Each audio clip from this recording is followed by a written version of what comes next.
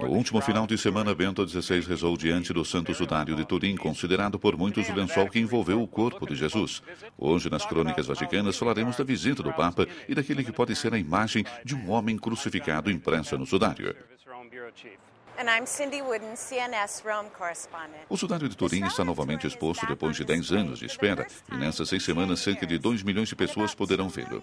Está custodiado na Catedral de Turim, em um painel de vidro antibala diante do qual o Papa se ajoelhou, permanecendo em contemplação e silenciosa oração. O que viu? A imagem desbotada de um homem com barba que traz sobre si os sinais da crucificação. O Papa definiu um ícone escrito com sangue, que corresponde à narração evangélica da paixão de Cristo. Appears to have been crucified. The Pope called it an icon written with blood and said it corresponded with the gospel account of the Passion of Christ. Para alguns, foi significativo que o Papa tenha usado o termo ícone e não relíquia para descrever o sudário. De fato, se tivesse falado de relíquia, teria dado um selo de autenticidade que a Igreja, pelo contrário, ainda não reconheceu, deixando as pessoas a liberdade de acreditar ou não. Além disso, Bento XVI deu a impressão de que represente para ele algo de autêntico, ou pelo menos de um mistério autêntico. Um fato que poderia surpreender, já que, como o cardeal Ratzinger, quando era a máxima autoridade vaticana sobre questões doutrinais, era muito cauto em julgar as manifestações sobrenaturais. Sempre em Turim, fez um comentário interessante dizendo que, com a idade, se tornou mais sensível à imagem do sudário.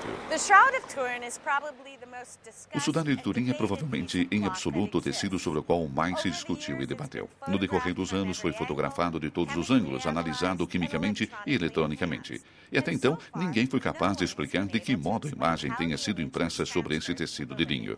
Em 1988, uma equipe de cientistas analisou o sudário no carbono 14 e o datou da época medieval. Um dado que parece confirmar a teoria segundo a qual o sudário é falso. Mas alguns especialistas criticaram a metodologia do teste, afirmando que foram utilizadas pequenas amostras de tecido nas áreas que foram emendadas no período medieval.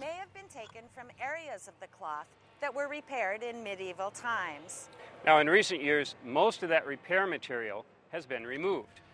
Em anos recentes, a maior parte dos obstáculos foi removida e, desde então, essa é a primeira exposição do sudário. Esse fato suscitou novos debates entre os especialistas. E é importante destacar que muitos deles, seja pró ou contra, se pronunciam espontaneamente. No decorrer dos anos, examinaram e discutiram os detalhes, como o tecido de linho ou os grãos de pólen que ficaram no lençol. Agora, se concentram em algumas imagens que permitem reconhecer os vestígios de moedas palestinas que remontam ao século I, colocadas sobre os olhos do homem do sudário. Century Palestinian coins placed on the eyes of the shroud's figure.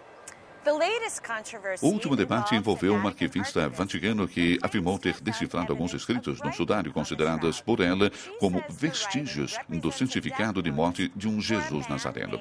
As suas declarações logo provocaram uma grande discussão. Alguns especialistas que levaram anos estudando o sudário julgaram esses resultados como fantasias para romances como os de Dan Brown. Bento XVI se manteve sabiamente distante desses debates e, se de um lado se declarou um privilegiado por venerar o sudário, que não será exposto ao público por mais 15 anos, de outro se deteve diante da imagem por apenas 3 ou 4 minutos.